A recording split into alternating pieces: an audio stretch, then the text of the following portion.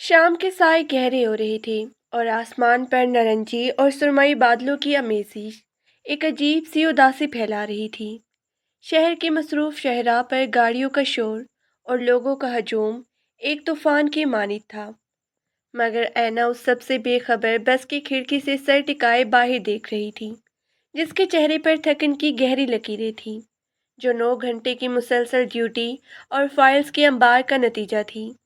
آج مہینے کی آخری تاریخ تھی اور اس کے بیگ میں موجود لفافہ اس کی مہینے بھر کی محنت کا ثمر تھا۔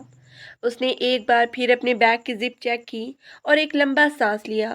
یہ پیسے اس کے لیے صرف کاغذ کے ٹکڑے نہیں تھے، بلکہ اس کے گھر کا چولہا، چھوٹے بھائی کی تعلیم اور اس کے اپنے سنہری مستقبل کی ضمانت تھی، یا کم از کم اسے ایسا ہی لگتا تھا۔ بس اپنے سٹاپ پر رکی تو اینا نے بڑی مشکل سے ہجوم کو چیرتے ہوئے نیچے قدم رکھا۔ اس کا پاؤں زمین پہ پڑا تو اسے محسوس ہوا جیسے سارا جسم ٹوٹ رہا ہو۔ اس نے اپنا دوپٹہ درست کیا اور گلی کی طرف قدم بڑھا دیے۔ ابھی وہ موڑ تک پہنچی ہی تھی کہ اس کے قدموں کی رفتار خود بخود مدھم ہو گئی۔ سامنے ہی اپنی پرانی بائک پر ٹیک لگائے حمزہ کھڑا تھا۔ اس کے ہاتھ میں سگریٹ تھا اور وہ نہایت بیزاری سے ادھر ادھر دیکھ رہا تھا۔ اینا کو دیکھتے اس کے ماتھے پہ بل پڑ گئی اور اس نے سگریٹ کا آخری کش لے کر اسے زمین پہ مسل دیا۔ بڑی جلدی آ گئی ہو؟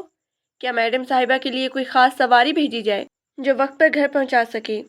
حمزہ کا لہجہ ہمیشہ کی طرح زہریلا اور طنزیہ تھا۔ اینا نے نظریں جھکا لی۔ حمزہ، وہ بس اسٹاپ پر بہت رش تھا اور آفس میں آج کام زیادہ تھا، اس لیے بس یہ کہانی اپنی سوتیلی ماں کو سنایا کرو، مجھے نہیں۔ حمزہ نے آگے بڑھ کے اس کا راستہ روکا۔ نکالو جلائی ہو، میرا وقت بہت قیمتی ہے، مجھے دوستوں کے ساتھ نکلنا ہے۔ اینا کا دل زور سے دھڑکا۔ اس نے کانپتے ہاتھوں سے بیگ کھولا اور وہ لفافہ نکالا۔ حمزہ، یہ اس مہینے کی سیلری ہے، مگر اس بار میں تمہیں سارے پیسے نہیں دے سکتی۔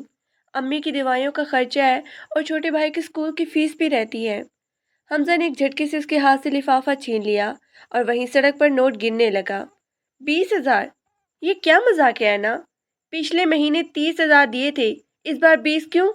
اس کی آواز غصے سے اونچی ہو گئی۔ حمزہ، تمہیں پتہ ہے حالات کتنے مشکل ہیں؟ ابو کے جانے کے بعد سب کچھ میری سر پہ ہے۔ میں آدھی سیلری تمہیں دے رہی ہوں تاکہ تم ہماری شادی کے لیے کچھ جمع کر سکو، لیکن باقی پیسے میں گھر پہ تو دینے ہیں نا؟ اینا کی آواز میں التجا تھی۔ حمزہ نے ایک زوردار کہکہ لگایا جو تذلیل سے بھرا تھا۔ شادی؟ تمہیں کیا لگتا ہے کہ میں ان 20,000 سے محل کھڑا کروں گا اور تمہارے ان نکمے بھائیوں کا بوجھ میں کیوں اٹھاؤں؟ سنو، اگر تم نے مجھے یہ پوری رقم نہ دی تو میں یہ منگنی توڑنے میں دیر نہیں لگاؤں گا۔ مجھے ایک ایسی بیوی چاہیے جو میرے کام آئے، نہ کہ وہ جس کا پورا خاندان میرے گلے پڑ جائے۔ اینا کی آنکھوں میں آنسو تیرنے لگے۔ تم ایسا کیسے کہہ سکتے ہو حمزہ؟ میں نے آج تک اپنی ذات پر 1 روپیہ بھی نہیں خرچ کیا، اور تم؟ خاموش رہو، حمزہ نے اسے جھاڑا۔ تمہاری یہ فضول جذباتی باتیں سننے کا میرے پاس وقت نہیں ہے۔ یہ 20,000 میں رکھ رہا ہوں، باقی کے 15,000 مجھے کل شام تک ہر حال میں چاہیے۔ اگر نہ ملے تو اپنے گھر والوں کو بتا دینا کہ حمزہ اب اس رشتے میں دلچسپی نہیں رکھتا۔ وہ بائک سٹارٹ کر کے دھواں اڑاتا ہوا نکل گیا اور آئینہ وہیں خالی سڑک پہ اپنی تذلیل کا بوجھ لیے کھڑی رہ گئی۔ اسے سمجھ نہیں آ رہا تھا کہ وہ کس جرم کی سزا کاٹتی ہے۔ وہ محنت کرتی تھی، قربانی دیتی تھی، مگر بدلے میں اسے صرف بےعزتی اور دھمکیاں ملتی تھیں۔ وہ بوجھل قدموں سے گھر پہنچی تو صحن میں بکھرا ہوا کچرا اور برتنوں کا ڈھیر اس کا منتظر تھا۔ اس کی سوتیلی ماں بلقیس بیگم کرسی پر بیٹھی بڑے اطمینان سے موبائل دیکھ رہی تھی۔ اینا کو دیکھتے ہی ان کے تیور بدل گئے۔ آگئی شہزادی صاحبہ؟ انہوں نے موبائل ایک طرف رکھا۔ سارا دن باہر گزار کر اب یہاں بھی ذرا ہاتھ پاؤں ہلا لو۔ کچن میں برتنوں کا انبار لگا ہے اور تمہارے بھائی بھوک سے رو رہا ہے۔ اینا نے اپنا بیگ صوفے پہ رکھا اور صوفے کے پاس ہی فرش پر بیٹھ گئی۔ امی، میں بہت تھک گئی ہوں، سر میں شدید درد ہے، تھوڑی دیر آرام کر لوں؟ آرام؟ بلقیس بیگم چیخی۔ آرام تو امیروں کو نصیب ہوتا ہے، ہم جیسے غریبوں کو تو بس کام کرنا آتا ہے۔ اور ہاں، سیلری مل گئی؟ لاؤ میرے ہاتھ پہ رکھو، گھر کا راشن ختم ہے اور گیس کا بل بھی دینا ہے۔ اینا نے خاموشی سے اپنے بیگ میں بچی ہوئی رقم نکالی اور ان کی طرف بڑھا دی۔ رقم دیکھتے ہی بلقیس بیگم کا منہ بن گیا۔ صرف 10,000؟ باقی کہاں گئی؟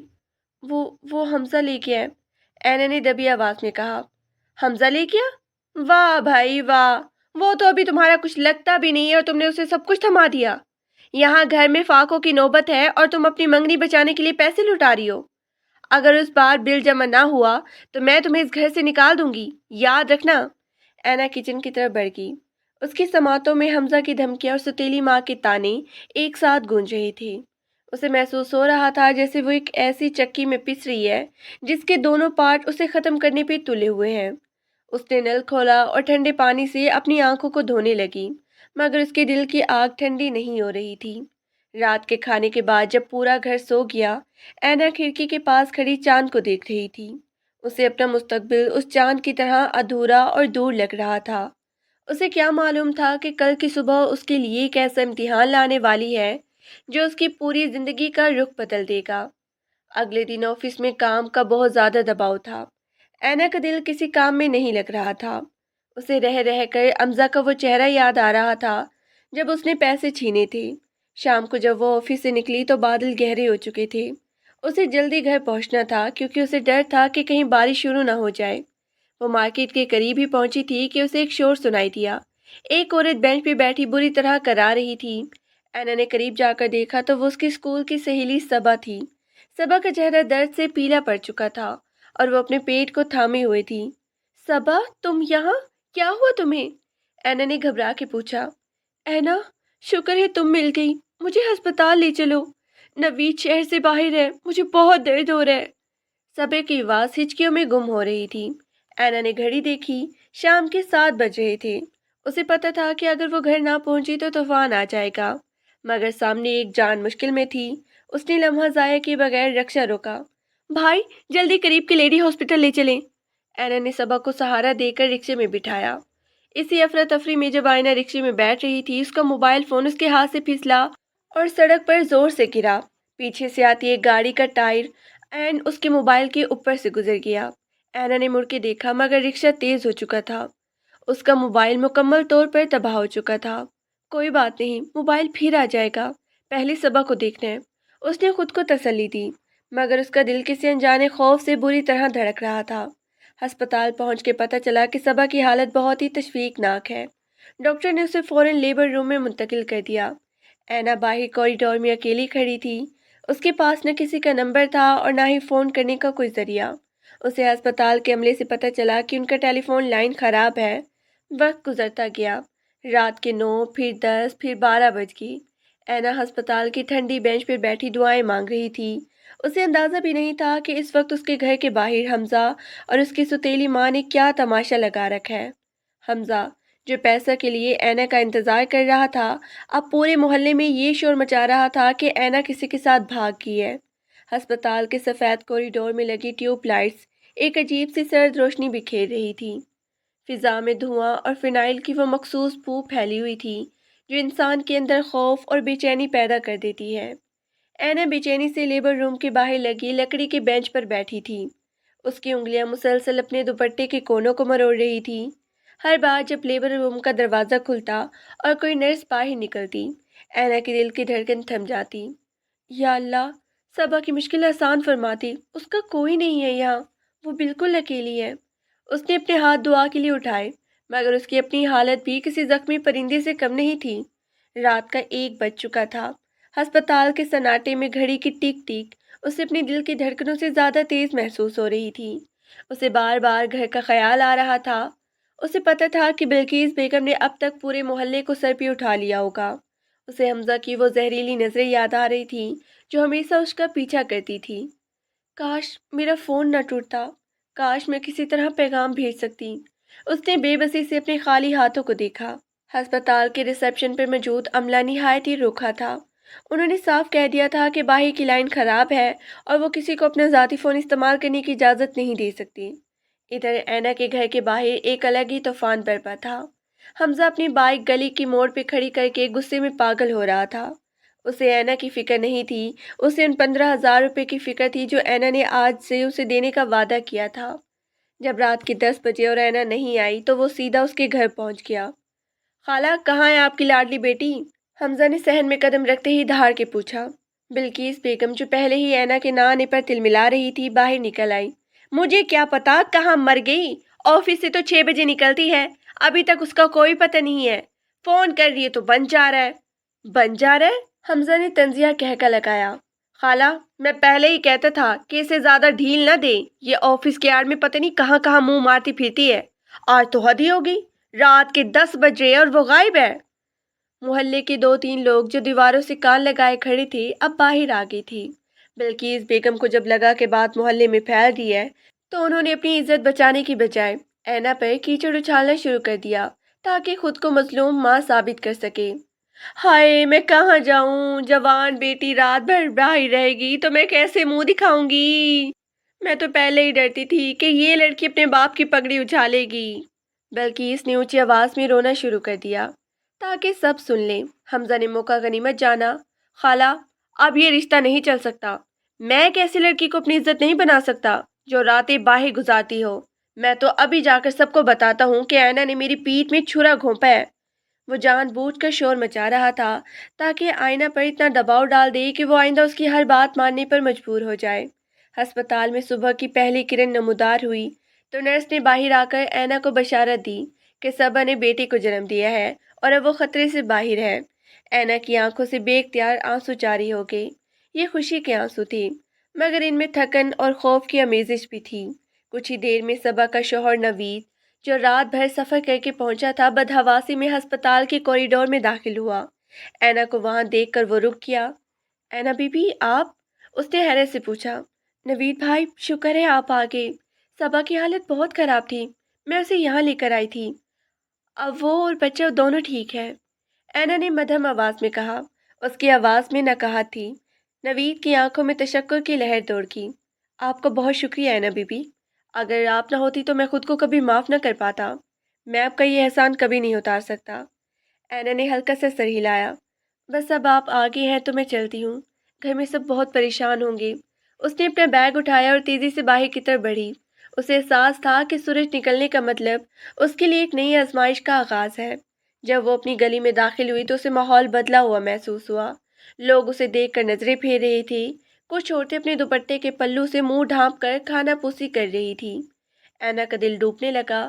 وہ جیسے اپنے گھر کے دروازے پہ پہنچی، اس نے دیکھا کہ وہاں تالا نہیں تھا بلکہ دروازہ چوپٹ کھلا ہوا تھا۔ صحن میں بلقیس بیگم، حمزہ کی ماں اور خود حمزہ موجود تھے۔ سب کی نظریں اینا پہ پڑی تو جیسے آگ لگ گئی۔ آگے رات کی رانی! بلقیس بیگم نے آگے بڑھ کے اینے کا بازو اتنی زور سے پکڑا کہ اس کی چوڑیاں کلائی میں چبھ گئی۔ بولو، کہاں تھی رات بھر؟ کس کے ساتھ گل کھلائے تم نے؟ اینا نے سہم کر اپنی ماں کی طرف دیکھا۔ امی، صبا ہسپتال میں تھی، اسے بچہ ہوا ہے، میرا فون ٹوٹ گیا تھا۔ خاموش! جھوٹی کہیں کی! حمزہ نے دھاڑ کے اسے چپ کروایا۔ صبا کا شوہر تو شہر میں نہیں تھا تو تم وہاں کیا کر رہی تھی؟ اور ہسپتال کے پاس تو فون ہوتا ہے، تم نے وہاں سے کیوں نہیں کیا؟ ہمیں پتہ ہے تم کہاں تھی، محلہ کے لڑکے نے تمہیں ایک رکشے میں کسی مرد کے ساتھ جاتے دیکھا تھا۔ اینا کے پیروں تلے سے زمین نکل گئی۔ حمزہ، وہ رکشہ میں نے صبا کے لیے لیا تھا، وہ مرد رکشے والا تھا۔ بس، اپنی صفائی اپنے پاس رکھو، حمزہ کی ماں نے زہریلے لہجے میں کہا۔ ہمیں ایسی بہو نہیں چاہیے جو راتیں باہر گزار کر صبح جھوٹے قصے سنائے۔ حمزہ، توڑ دے یہ رشتہ، ہمیں اپنی نسلیں خراب نہیں کرنی۔ حمزہ نے ایک تیکھی نظر اینا پہ ڈالی۔ وہ اینا کے چہرے کی زردی اور آنکھوں کے حلقوں کو دیکھ رہا تھا مگر اس کے دل میں رحم کا ایک قطرہ بھی نہیں تھا۔ اس نے آگے بڑھ کر آئینہ کے گلے میں موجود سونے کی وہ زنجیر جھٹکے سے توڑ دی جو اس کے باپ نے اسے دی تھی۔ یہ لو اپنی انگوٹھی، آج سے تمہارا اور میرا کوئی واسطہ نہیں ہے، اور سن لو، یہ گھر بھی میرا ہے کیونکہ تمہارے باپ نے میرے باپ سے قرض لیا تھا۔ میں بہت جلد تمہیں اس گھر سے بھی دھکے دے کر نکالوں گا۔ حمزہ نے منگنی کی انگوٹھی فرش پہ پھینک دی اور پیر پٹکتا ہوا باہر نکل گیا۔ اینا وہیں فرش پر ڈھیر ہو گئی۔ امی، میرا یقین کرے، میں نے کچھ نہیں کیا۔ وہ بلقیس بیگم کے پاؤں پکڑ کے رونے لگی۔ بلقیس بیگم نے اسے زور سے ٹھوکر ماری۔ دور ہو جا میری نظروں سے، تو نے میرا جینا حرام کر دیا ہے۔ اب تو اسی کمرے میں سڑے گی، نہ آفس جائے گی اور نہ باہر نکلے گی۔ انہوں نے آئینہ کو گھسیٹ کر سٹور روم میں پھینک کر باہر سے کنڈی چڑھا دی۔ اندھیری کمرے میں اینا اکیلی رہ گئی۔ اسے بھوک لگ رہی تھی، پیاس لگ رہی تھی، مگر سب سے زیادہ اسے اپنے کردار پہ لگے اس داغ کی تکلیف تھی جو بے قصور ہونے کے باوجود اس کے اپنوں نے لگایا تھا۔ وہ دیوار سے لگ کر بیٹھ گئی اور گھٹنوں میں سر دے کر سسکیاں لینے لگی۔ پورے 5 دن تک اینا کو اس کمرے میں قید رکھا گیا۔ بلقیس بیگم اسے صرف روٹی اور پانی دے جاتی۔ اسی دوران محلے میں یہ بات مشہور کر دی گئی کہ آئینہ کا دماغی توازن خراب ہو گیا ہے اور وہ گھر سے بھاگنے کی کوشش کرتی ہے، اس لیے اسے بند کیا گیا ہے۔ یہ بلقیس بیگم کی چال تھی تاکہ اینا کی پاکدامنی پر اٹھنے والے سوالات کو پاگل پن کے پیچھے چھپا سکیں، لیکن حمزہ کا مقصد کچھ اور تھا۔ وہ چاہتا تھا کہ اینا اتنی ٹوٹ جائے کہ وہ دوبارہ اس کے پیروں میں آ گرے اور اپنی پوری زندگی کی کمائی اس کے حوالے کر دے۔ چھٹے دن کی صبح گھر کے دروازے پر زور زور سے دستک ہوئی۔ بلقیس بیگم نے ڈرتے ڈرتے دروازہ کھولا تو سامنے نوید اور صبا کھڑے تھے۔ صبا کی گود میں اس کا چھوٹا بچہ تھا اور اس کے چہرے پر تشکر کے ساتھ ساتھ تشویش بھی تھی۔ خالہ، اینا کہاں ہے؟ صبا نے بے چینی سے پوچھا۔ وہ ساتھ ہسپتال میں میرے پاس تھی، اپنا پرس اور کچھ پیسے وہیں بھول گئی تھی۔ ہم کئی بار اس کے فون پر کال کر رہی تھی مگر وہ بند ہے۔ بلقیس بیگم کے ہاتھوں کے طوطے اڑ گئے۔ صحن میں حمزہ بھی موجود تھا جو سگریٹ پی رہا تھا۔ نوید نے آگے بڑھ کے ایک بڑا لفافہ حمزہ کی طرف بڑھایا۔ حمزہ بھائی، یہ اینا بی بی کا پرس ہے اور اس میں ان کی سیلری کے وہ پیسے ہیں جو گر گئے تھے، اور یہ کچھ رقم میری طرف سے شکریہ کے طور پر۔ اس رات اگر اینا اپنی جان پہ کھیل کے صبا کو نہ لے جاتی تو شاید میں آج ان دونوں کو نہ دیکھ پاتا۔ وہ تو پوری رات ہسپتال کی کوریڈور میں تسبیح پڑھتی رہی تھی۔ صحن میں ایسی خاموشی چھا گئی جیسے سب کی زبانوں کو سانپ سونگھ گیا ہو۔ حمزہ نے لفافہ پکڑا تو اس کے ہاتھ کانپ رہی تھی۔ اس میں اینا کی سیلری کے پورے 25,000 تھے اور نوید کی طرف سے 20,000 کا انعام۔ ٹوٹل 45,000 روپے دیکھ کر حمزہ کی جاہلانہ انا ایک دم سے لالچ میں بدل گئی۔ نوید اور صبا کے جانے کے بعد حمزہ نے بلقیس بیگم کی طرف دیکھا۔ خالہ، وہ تو سچ کہہ رہی تھی، ہمیں بڑی غلط فہمی ہو گئی۔ بلقیس بیگم نے فوراً پینترا بدلا۔ ہائے میری بچی، میں تو پہلے ہی کہہ رہی تھی کہ میری اینا ایسی نہیں ہو سکتی۔ وہ تو تم ہی تھے جو شک کر رہے تھے۔ انہوں نے جلدی سے اسٹور روم کا تالا کھولا۔ اندر اینا نیم بے ہوشی کی حالت میں فرش پہ پڑی تھی۔ اس کا چہرہ ہڈیوں کا ڈھانچہ بن چکا تھا اور آنکھیں اندر کو دھس گئی تھی۔ بلقیس نے اسے سہارا دے کر اٹھایا۔ اینا بیٹی اٹھو، دیکھو ہم کتنے پریشان تھے۔ وہ صبا آئی تھی، سب سچ بتا کے گئی، ہمیں معاف کر دے۔ اینا نے دھندلی نظروں سے اپنی ماں اور حمزہ کو دیکھا۔ حمزہ اس کے پاس بیٹھ کر مصنوعی ہمدردی جتا رہا تھا۔ اینا یار، تم نے بتایا کیوں نہیں؟ میں تو پاگل ہو گیا تھا تمہارے لیے۔ چلو اب سب بھول جاؤ، میں کل ابا کو لاتا ہوں اور ہم نکاح کی تاریخ پکی کرتے ہیں۔ اس نے اینا کا ہاتھ پکڑنا چاہا مگر اینا نے اپنی پوری قوت جمع کر کے اپنا ہاتھ پیچھے کھینچ لیا۔ اس کی آواز حلق میں پھنس رہی تھی مگر اس نے ہمت کر کے کہا، میرا ہاتھ مت چھونا حمزہ، تم نے میرا اعتبار توڑا ہے۔ جس دن تم نے مجھ پہ ہاتھ اٹھایا تھا اسی دن میرا تمہارا رشتہ ختم ہو گیا تھا۔ ارے کیا ہو گیا ہے نا، غصہ چھوڑو، دیکھو تمہارے لیے نوید نے کتنے پیسے بھیجے ہیں۔ اب تم ٹھیک ہو جاؤ، کل سے آفس بھی جانا ہے، تمہارا باس کئی بار فون کر چکا ہے۔ بلقیس بیگم نے پیسوں کا لالچ دیتے ہوئے کہا۔ اینا نے کوئی جواب نہیں دیا۔ اسے احساس ہو گیا تھا کہ یہ لوگ اس سے نہیں، اس کی کمائی اور ان پیسوں سے محبت کرتے ہیں۔ اس نے خاموشی سے دیوار کا سہارا لیا اور اٹھ کے کھڑی ہو گئی۔ اس کی روح زخمی تھی مگر اس کے اندر ایک نئی آگ بھڑک رہی تھی۔ اسے اب ان لوگوں کے لیے نہیں بلکہ خود کے لیے جینا تھا۔ اسٹور روم کی اس گھٹن زدہ فضا سے نکل کر جب اینا اپنے کمرے میں پہنچی تو اسے لگا جیسے اس کے پیروں تلے سے زمین اب بھی لرز رہی ہے۔ 5 دن کی قید، مسلسل رونے اور نامکمل خوراک نے اسے ایک زندہ لاش بنا دیا تھا۔ بلقیس بیگم جو ابھی کچھ دیر پہلے اسے پاگل اور بدکردار کہہ رہی تھی، اب صبا کی شوہر کے لائے ہوئے پیسوں کی بدولت اس کے گرد مکھن کی طرح پگھل رہی تھی۔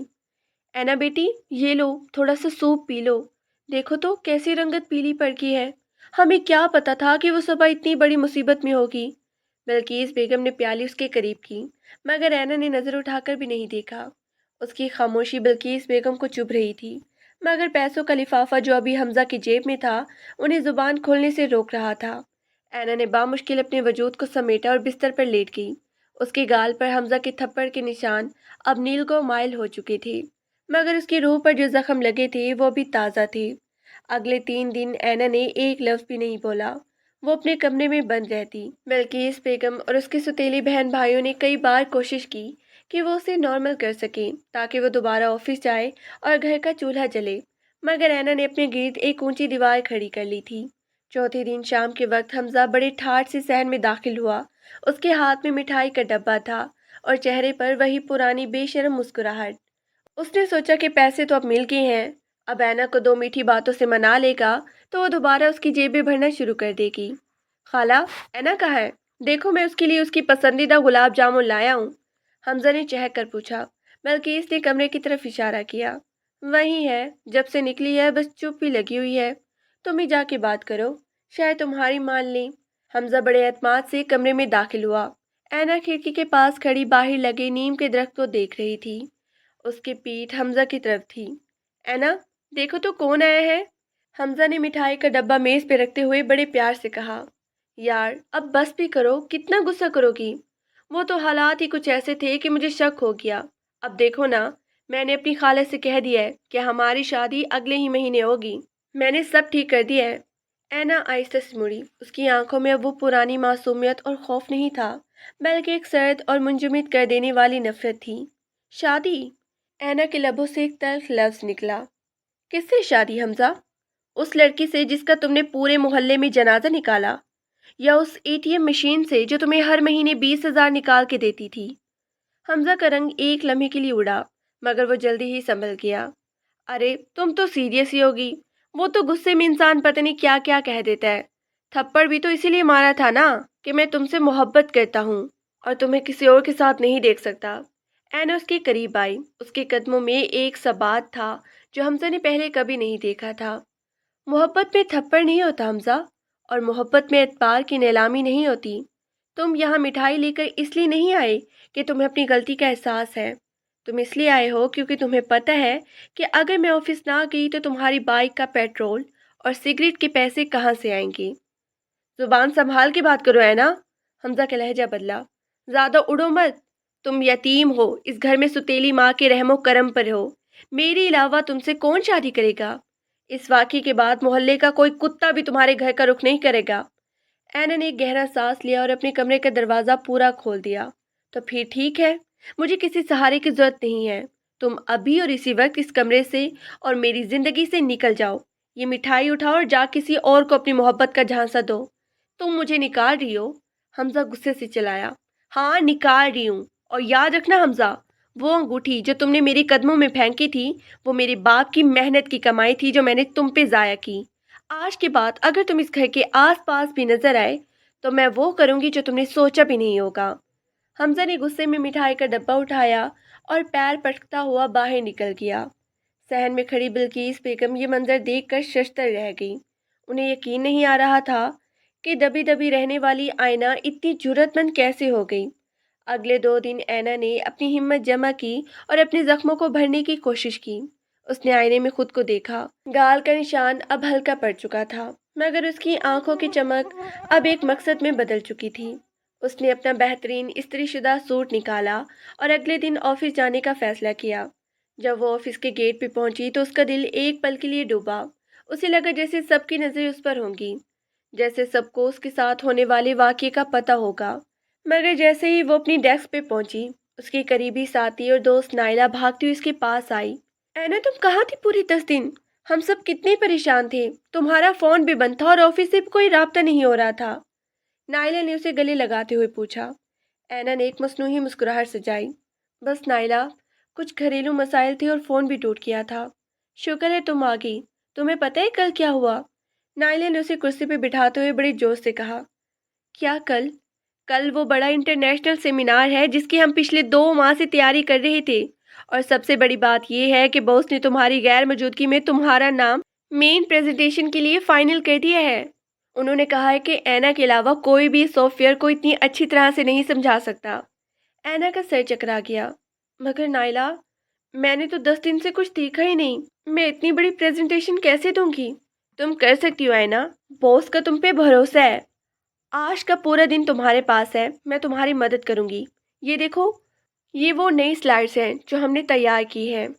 آئینے نے فائل ہاتھ میں لی تو اسے محسوس ہوا جیسے یہی وہ موقع ہے جہاں وہ ثابت کر سکتی ہے کہ وہ ایک کمزور لڑکی نہیں ہے۔ اس نے اپنی تمام تر نجی زندگی کی تکلیف کو ایک طرف دھکیلا اور کام میں جٹ گئی۔ لنچ بریک کے دوران آفس کے دیگر ساتھی بھی اس کے پاس آئے۔ کچھ نے ہمدردی جتائی اور کچھ نے کام کا بوجھ بتایا۔ اینا نے محسوس کیا کہ باہر کی دنیا میں اسے عزت اس کے کام کی وجہ سے ملتی ہے، جبکہ اس کے گھر والے اسے صرف ایک بوجھ یا ضرورت سمجھتے تھے۔ شام تک اینا نے اپنی پریزنٹیشن مکمل کر لی تھی۔ اس نے ایک بار نہیں 10 بار ہر پوائنٹ کو ریہرسل کیا اس کے ذہن میں حمزہ کے وہ الفاظ گونج رہی تھی کہ میرے علاوہ تم سے کون شادی کرے گا۔ اس نے سوچا کہ اس سے شادی کے سہارے کی ضرورت ہی کیوں ہے؟ وہ خود مختار ہے، وہ باصلاحیت ہے، وہ اپنے پیروں پہ کھڑی ہے۔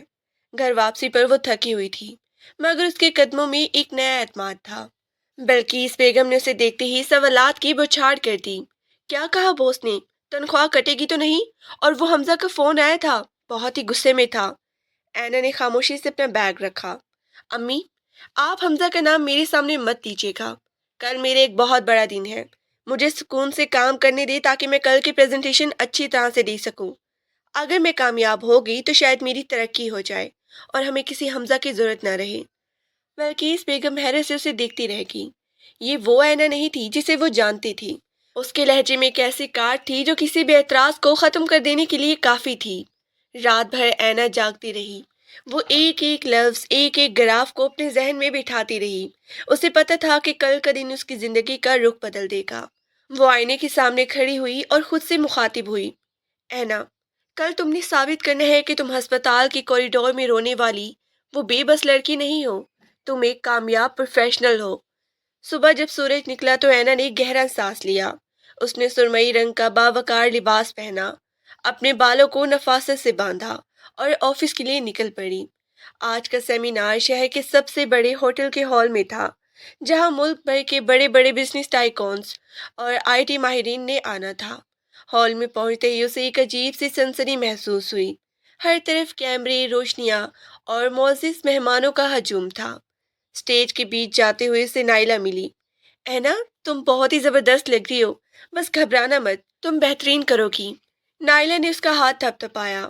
اینا نے اسے اسٹیج کے پردے کے پیچھے ہال میں دیکھا۔ پہلی لائن میں کمپنی کے ڈائریکٹرز بیٹھے تھے اور ان کے درمیان ایک نئی شخصیت موجود تھی جس کی ہیبت اور رعب پورے ہال پر طاری تھا۔ وہ کمپنی کا نیا سی ای او شہریار خان تھا، جس کے بارے میں مشہور تھا کہ وہ کام کے معاملے میں کوئی سمجھوتا نہیں کرتا۔ اینا کا نام پکارا گیا، اور اب ہماری کمپنی کی سب سے باصلاحیت سافٹ ویئر انجینئرز مس اینا ہمیں نئے پروجیکٹ کے بارے میں بریف کریں گی۔ اینا نے ایک لمبا سانس لیا اور اسٹیج پہ قدم رکھا۔ ہال کی روشنیاں اب اس کے چہرے پر تھیں، مگر اس بار یہ روشنیاں اسے سرد نہیں لگ رہی تھیں، بلکہ اسے محسوس ہو رہا تھا کہ یہی وہ مقام ہے جہاں اسے اپنی پہچان بنانی ہے۔ اس نے مائک سنبھالا اور جب اس کی پہلی آواز ہال میں گونجی تو پورا مجمع خاموش ہو گیا۔ اس کی آواز میں وہ اعتماد اور طاقت تھی جو صرف ایک ایسی عورت کے پاس ہوتی ہے جس نے آگے کے دریا کو پار کیا ہو۔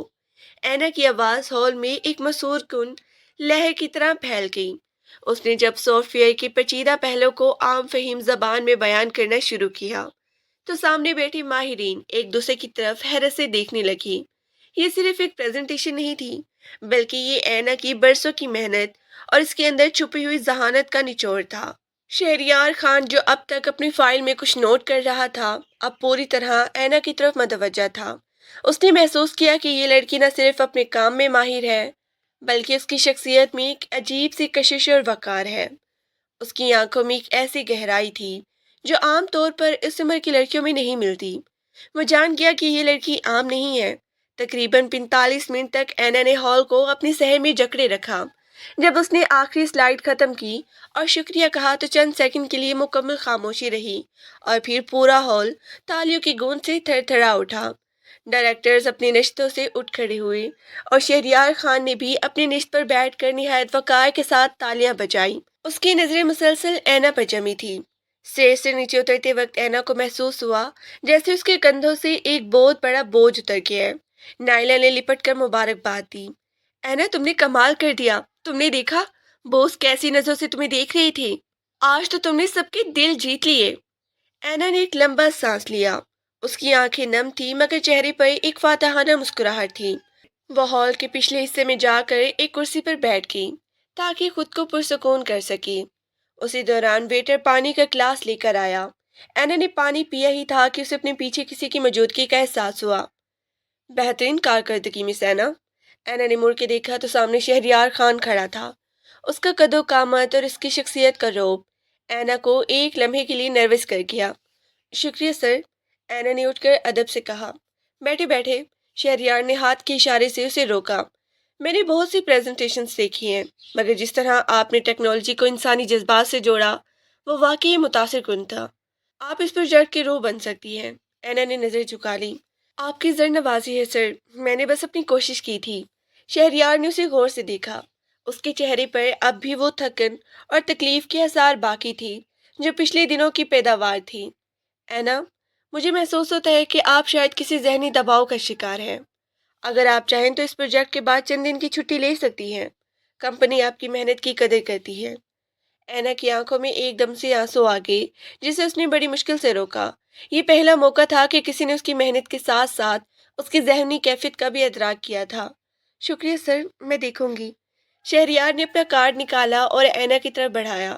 یہ میرا پرسنل نمبر ہے۔ اگر آپ کو کام کے سلسلے میں یا کسی اور بھی معاملے میں میری مدد کی ضرورت ہو تو آپ بلا جھجک رابطہ کر سکتی ہیں۔ میں ایسے باصلاحیت لوگوں کو ضائع نہیں ہونے دیتا۔ اینا نے کارڈ تھام لیا۔ اسے محسوس ہوا جیسے اندھیری میں کوئی روشنی کی کرن ملی ہو۔ وہ جب ہوٹل سے باہر نکلی تو شام کے سائے پھیل رہی تھی۔ وہ بس اسٹاپ کی طرف جانے لگی کہ اچانک اس کے سامنے ایک بائک آ کر رکی۔ وہ حمزہ تھا، جس کے چہرے پر اب بھی وہی رونق تھی، مگر اس بار وہ کچھ پریشان بھی لگ رہا تھا۔ تو یہاں عیش ہو رہی ہیں؟ حمزہ نے بائک سے اترتے ہوئے کہا۔ بڑے بڑے ہوٹلوں میں سیمینار ہو رہے ہیں اور مجھے گھر میں ذلیل کیا جا رہا ہے۔ وہ خالہ کہہ رہی تھی کہ تمہیں کوئی بڑا انعام ملنے والا ہے۔ لاؤ، کہاں ہے وہ انعام؟ اینا نے ایک سرد نظر اس پہ ڈالی۔ حمزہ، تم یہاں کیا کر رہے ہو؟ میں نے تمہیں کہا تھا نا کہ میرے سامنے مت آنا۔ اوئے، اپنی اوقات میں رہو۔ حمزہ نے اس کے بازو پکڑنے کی کوشش کی۔ تم چاہے جتنی بڑی آفیسر بن جاؤ، رہو گی تو تم میری منگیتری۔ وہ جو پیسے نوید نے دیے تھے وہ تو میں نے خرچ کر دیے۔ اب مجھے اور پیسوں کی ضرورت ہے۔ اینا نے ایک زوردار جھٹکے سے اپنا بازو چھڑایا۔ پیسے خرچ کر دیے؟ وہ میری محنت کے پیسے تھے حمزہ، اور تم نے انہیں اڑا دیا۔ سنو، آج کے بعد تمہیں مجھ سے 1 روپیہ بھی نہیں ملے گا، اور جہاں تک منگنے کی بات ہے تو وہ اسی دن ختم ہو گئی تھی جب تم نے محلے کے سامنے میرا تماشا بنایا تھا۔ تمہاری یہ ہمت! حمزہ نے ہاتھ اٹھایا، مگر اس بار اینا پیچھے نہیں ہٹی۔ ہاتھ اٹھا کر تو دیکھو حمزہ، یہ ہوٹل کی سیکیورٹی گارڈز اور یہ CCTV کیمرے تمہارا وہ حال کریں گے کہ تم جیل کی ہوا کھاتی رہو گی۔ اب یہاں سے دفع ہو جاؤ، اس سے پہلے کہ میں پولیس کو بلا لوں۔ حمزہ نے غصے سے دانت پیسے، مگر اسے احساس ہو گیا کہ اب اینا وہ پہلی والی لڑکی نہیں رہی جسے وہ ڈرا دھمکا سکتا تھا۔ وہ بائک سٹارٹ کر کے گھراتا ہوا وہاں سے نکل گیا۔ اینا نے ایک لمبا سانس لیا اور آسمانوں کی طرف دیکھا۔ اسے لگا جیسے آج اس نے اپنی زندگی کی سب سے بڑی جنگ جیت لی ہے۔ اس نے اپنے بیگ سے شہریار خان کا کارڈ نکالا اور اسے اپنی ڈائری میں محفوظ کر لیا۔ اسے پتہ تھا کہ راستہ ابھی لمبا ہے، مگر وہ اکیلی نہیں تھی۔ اس کے پاس اس کا ہنر، اس کی عزت نفس اور ایک نئی امید تھی۔ گھر پہنچ کر بلقیس بیگم نے اسے گھیر لیا۔ کیا ہوا؟ کتنے پیسے ملے؟ بہت خوش ہوا؟ اینا نے خاموشی سے اپنا بیگ صوفے پہ رکھا اور اپنی ماں کی آنکھوں میں آنکھیں ڈال کر کہا، امی، پیسے بھی ملیں گے اور عزت بھی، مگر اب سے اس گھر کے فیصلے میں کروں گی۔ حمزہ یہاں کبھی نہیں آئے گا، اور اگر آپ نے اسے بلانے کی کوشش کی تو میں یہ گھر چھوڑ دوں گی اور آپ لوگ خود ہی اپنا خرچہ چلائیے گا۔ بلقیس بیگم کا منہ کھلا کا کھلا رہ گیا۔ ان کے کمانے والی بیٹی اب ان کی حکمران بن چکی تھی۔ اینا اپنے کمرے میں چلی گئی اور سکون کی نیند سو گئی، یہ جانتے ہوئے کہ کل ایک نیا سورج اس کا منتظر ہے۔ 1 ہفتہ گزرا ہی تھا کہ بلقیس بیگم کے گھر کے باہر ایک چمچماتی ہوئی کالی گاڑی آ کے رکی۔ گاڑی سے ایک نہایت نفیس اور باوقار خاتون اتری، جن کے چہرے پر ایک ٹھہراؤ اور سکون تھا۔ وہ شہریار خان کی والدہ عالیہ بیگم تھیں۔ بلقیس بیگم نے جب دروازہ کھولا اور ان کا حلیہ دیکھا تو ان کے ہاتھ پاؤں پھول گئے۔ جی آپ؟ بلقیس نے ہکلا کر پوچھا۔ عالیہ بیگم نے مسکرا کر سلام کیا۔ میں شہریار خان کی والدہ ہوں، کیا میں اندر آ سکتی ہوں؟ بلقیس بیگم نے جلدی انہیں صحن میں بچھے تخت پر بیٹھنے کی دعوت دی اور اندر جا کر اینا کو آواز دی، جو ابھی آفس سے واپس ہی آئی تھی۔ اینا جب صحن میں آئی اور عالیہ بیگم کو دیکھا تو وہ پہچان گئی کہ یہ وہی خاتون ہے جن کی تصویر اس نے شہریار کے آفس میں لگی دیکھی تھی۔ اینا بیٹی، ادھر آؤ، میرے پاس بیٹھو۔ عالیہ بیگم نے پیار سے اینا کا ہاتھ تھاما۔ شہریار نے تمہارے بارے میں بہت کچھ بتایا تھا، مگر تم تو اس کی باتوں سے بھی کہیں زیادہ پیاری اور سلجھی ہوئی ہو۔ اینا نے شرم سے نظریں جھکا لی۔ بلقیس بیگم کے کان کھڑے ہو گئے۔ جی، وہ شہریار صاحب کون؟ عالیہ بیگم نے براہ راست مدعے پر بات شروع کی۔ بلقیس بیگم، میں یہاں اپنی خوشی لے کر آئی ہوں۔ میں اپنی بیٹی شہریار کے لیے اینا کا ہاتھ مانگنے آئی ہوں۔ میں جانتی ہوں کہ یہ تھوڑا اچانک ہے، مگر شہریار کا کہنا ہے کہ اینا جیسی باہمت اور محنتی لڑکی سے دوبارہ نہیں ملے گی۔ بلکہ بیگم کو ایسے لگا جیسے ان کے سر پر نوٹوں کی بارش ہو گئی ہو۔ شہریار خان، جس کے نام کی دھوم پورے شہر میں تھی، ان کی بیٹی کا رشتہ لینے آیا ہے۔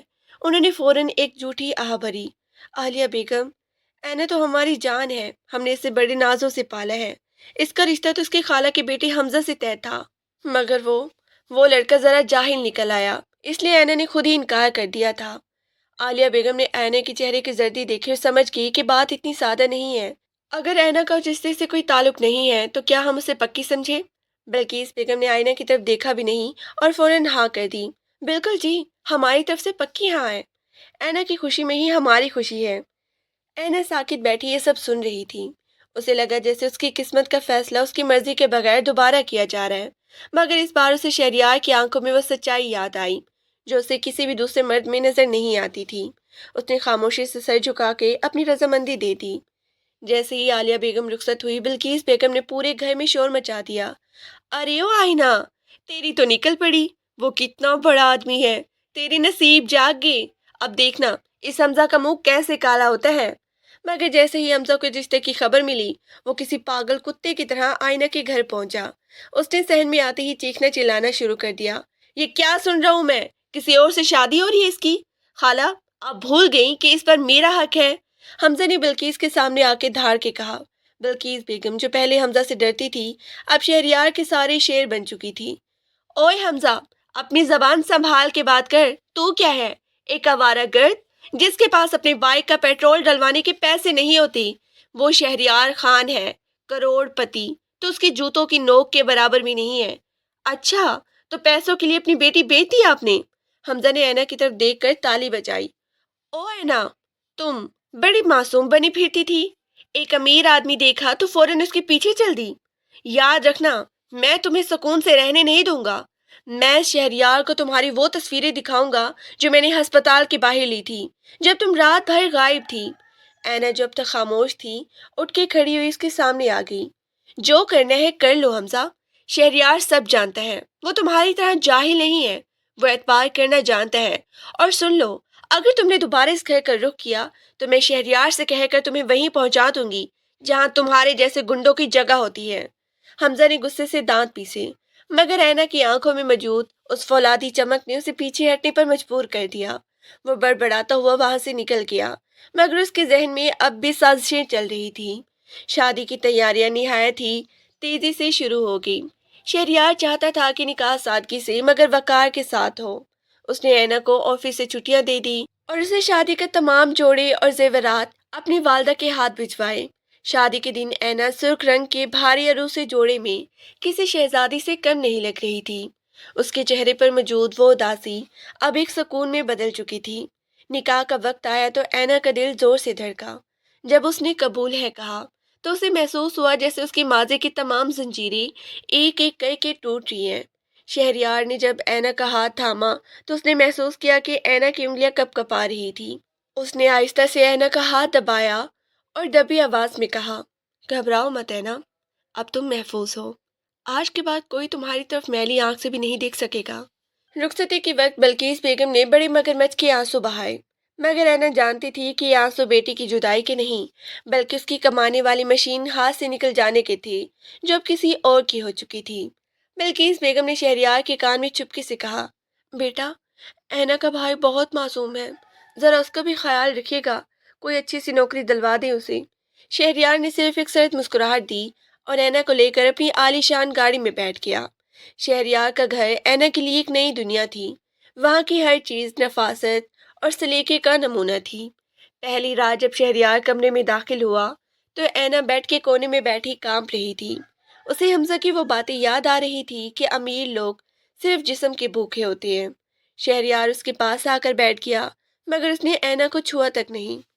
اینا، میں جانتا ہوں کہ تم نے بہت کچھ سہا ہے، میں یہ بھی جانتا ہوں کہ تم مجھ پر اتنی جلدی بھروسہ نہیں کرو گی۔ میں تمہیں وقت دینا چاہتا ہوں۔ میں چاہتا ہوں کہ تم پہلے اس گھر میں خود کو پرسکون محسوس کرو، پھر ہم اپنی زندگی کی نئی شروعات کریں گے۔ اینا کی آنکھوں میں آنسو بہہ نکلی۔ آپ اتنے اچھے کیوں ہیں؟ میں تو ایک غریب اور بدنام لڑکی تھی۔ شہریار نے اس کے آنسو اپنے انگوٹھے سے صاف کیے۔ तुम बदनाम नहीं थी है ना, तुम एक बाहया लड़की थी जिसे बदनाम करने की कोशिश की गई।